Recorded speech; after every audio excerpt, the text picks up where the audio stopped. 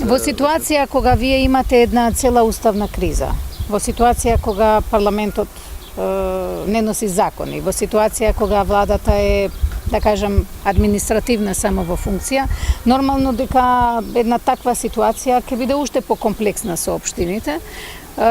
Тоа што е битно е да се има датум за нови избори, да се знаат кои се границите, например. Никој не сака да продолжи безгранично, затоа што сите ние ги имаме плановите кои се направени.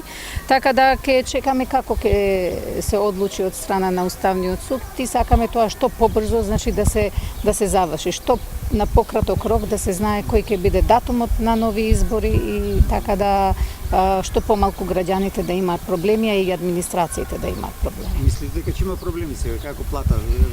Проблем ќе биде, значи, после 14 мај, значи, ако ние немаме едно мислење и одлука од инстанции кои ќе дадат идеи, значи, како понатаму, нормално дека ќе има проблеми.